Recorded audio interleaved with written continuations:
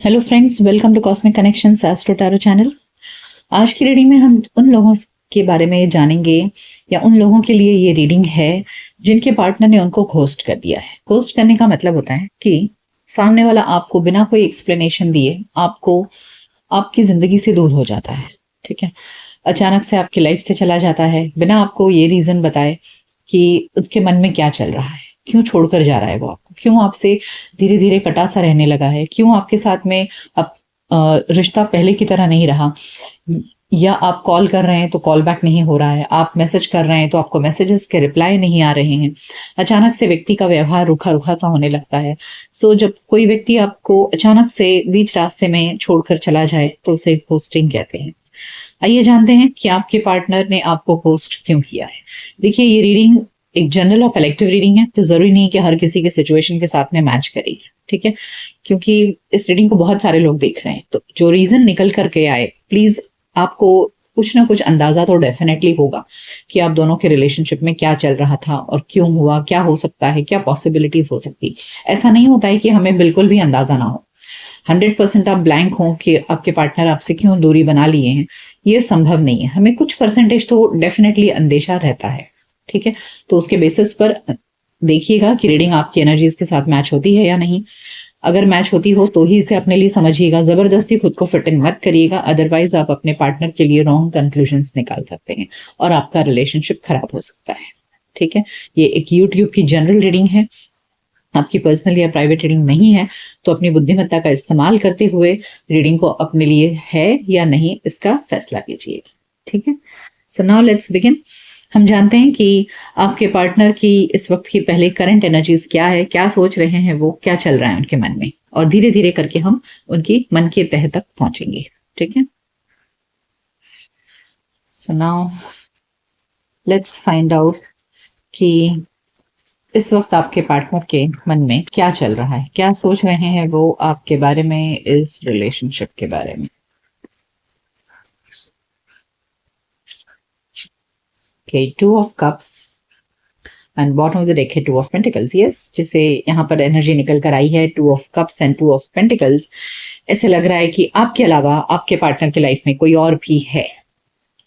ठीक है, तो उस व्यक्ति को लेकर के आपके पार्टनर के मन में एक जगलिंग सिचुएशन चल रहा है कि वो क्या करें, आपको चूज करें या उस व्यक्ति को चूज करें। ठीक है, तो बिल्कुल क्लियरली निकल कर आ गया है। और अब क्या है ना कि किसी एक का हाथ पकड़ने के लिए किसी दूसरे का छोड़ना पड़ेगा, किसी एक से रिश्ता कायम रखने के लिए किसी और से रिश्ता खत्म करना पड़ेगा। तो यहाँ आपके पार्टनर ये नहीं समझ पा रहे हैं कि किससे रिश्ता रखें और किससे रिश्ता खत्म करें। ठीक है, यहाँ रीजन ये दिख रहा है कि आपके पास, अगर आप देखिए टू ऑफ वॉन्ड्स भी फ्लाई होकर आया है, यहाँ बहुत ज्यादा स्ट्रॉन्ग पॉसिबिलिटी है कि आपके अलावा आपके पार्टनर के लाइफ में कोई और व्यक्ति भी है, जिसकी वजह से आपके पार्टनर इस समय काफी कंफ्यूज चल रहे हैं। 10 of pentacles, bottom of the deck है 8 ऑफ वॉन्ड्स। ओके, तो यहाँ ऐसे लग रहा है ना कि आपके पार्टनर डेफिनेटली आपके साथ में रिलेशनशिप को आगे बढ़ाना चाहते हैं। देखिए, 8 of wands is a strong communication card, message card. Okay, तो यहाँ आपके पार्टनर डेफिनेटली आपके साथ में रिलेशनशिप को कंटिन्यू रखना चाहते हैं, लॉन्ग टर्म में लेकर जाना चाहते हैं। तो हो सकता है कि अभी वो थर्ड पार्टी के और आपके बीच में जो जगलिंग सिचुएशन चल रहा है उसमें वो आपके साथ में रिश्ते को आगे तक लेकर जाने की इच्छा रखते हैं। और अगर आपको भी घोस्ट कर रहे हैं तो इसका मतलब ये है कि उस थर्ड पार्टी के साथ में अपने रिश्ते को किसी मोड़ पर लेकर जाना चाह रहे होंगे। We will find out. Okay, और जानते हैं कि इस वक्त आपके पार्टनर के मन में क्या चल रहा है आपके लिए।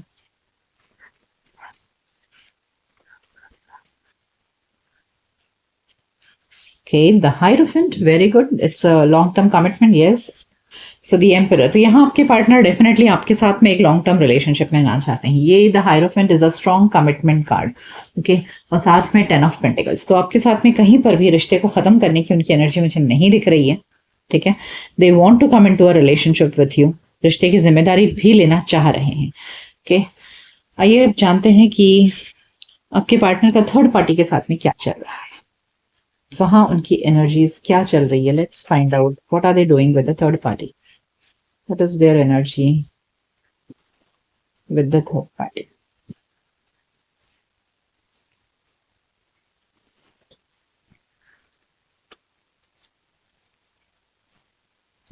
जस्टिस के। ओ, तो यहाँ मुझे ऐसे लग रहा है कि आप लोग एक मैरिड पर्सन के साथ में डील कर रहे हैं। ओके, तो कुछ लोग ऐसे हो सकते हैं जो मैरिड पर्सन के साथ में डील कर रहे हैं और आपके पर्सन की जो थर्ड पार्टी है वो उनकी लाइफ पार्टनर है। अब उनके लिए अपने शादी को निभाना जरूरी है, वहीं दूसरी तरफ आपके साथ भी रिलेशनशिप खत्म नहीं करना चाह रहे हैं। सो और जो उनके लाइफ पार्टनर है, हो सकता है आप किसी मैरिड पर्सन से डील कर रहे हैं और उनके बच्चे भी हैं। ठीक है, तो इस वजह से आपके पार्टनर वहां अटके हुए हैं। Let's find more.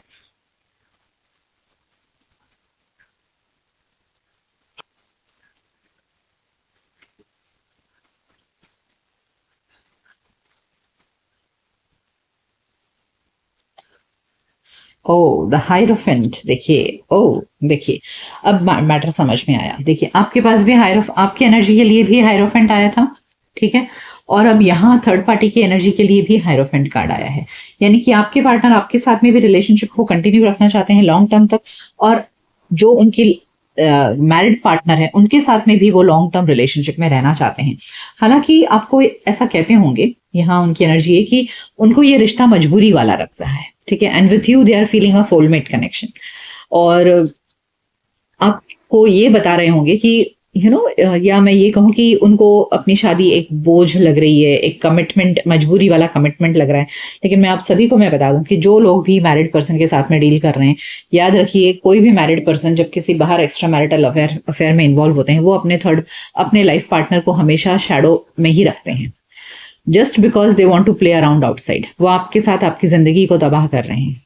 All those people, those who are dealing with married person, please understand कि कोई भी व्यक्ति अपनी शादीशुदा जिंदगी को खराब नहीं करना चाहता है, और बाहर वाली को हमेशा यही पोर्ट्रे करने की कोशिश करते हैं कि मेरी लाइफ पार्टनर अच्छी नहीं है, मेरे साथ मजबूरी वाला रिश्ता है, I don't find any soulmate connection with them, I find only you as the soulmate. ये सब बहानेबाजी है, बाहर एंजॉय करने के रास्ते। ये आपको समझना चाहिए। ओके, आइए और जानते हैं थर्ड पार्टी के साथ में क्या एनर्जी है।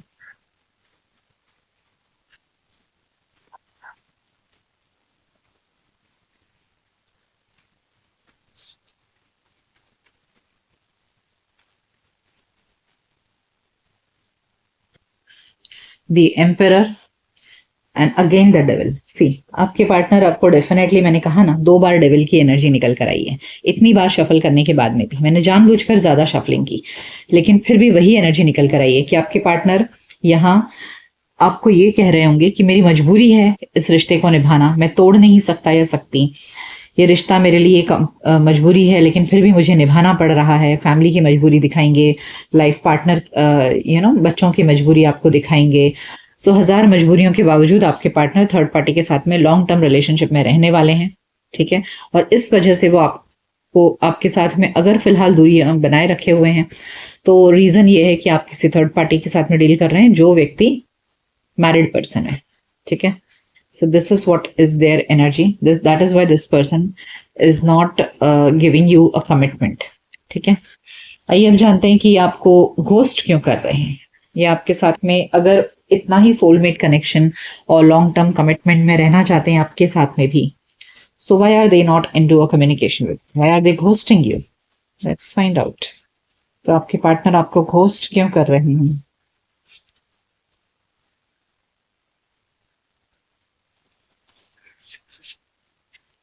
Why are they ghosting you?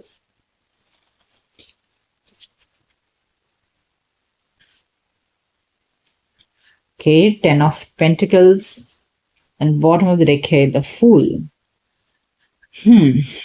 Let me think. देखिए, मुझे ऐसे लग रहा है ना कि यहाँ 10 ऑफ पेंटिकल्स में आप देख सकते हैं एक फैमिली है, बच्चे हैं। ठीक है, so this person who is dealing with the, आप जिसके साथ डील कर रहे हैं, ये पर्सन अपनी मैरिड लाइफ में ना बहुत बिजी हैं। ठीक है, और they are trying to shape their married life. वो अपनी मैरिड लाइफ को जीने की कोशिश कर रहे हैं, एक नए सिरे से अपनी मैरिड लाइफ को चलाने की कोशिश कर रहे हैं। Okay, so they are investing their time over there. ऐसा नहीं है कि ये पर्सन अपनी मैरिड लाइफ को बिल्कुल भी नजरअंदाज कर रहे हैं। I am telling you it very clearly, जो एनर्जी मुझे आ रही है यहाँ पर, ये हर हाल में वहां पर सामंजस्य बनाने की कोशिश कर रहे हैं और लाइफ को, एक फैमिली लाइफ को एक नए सिरे से जीने की उनके साथ भी कोशिश कर रहे हैं।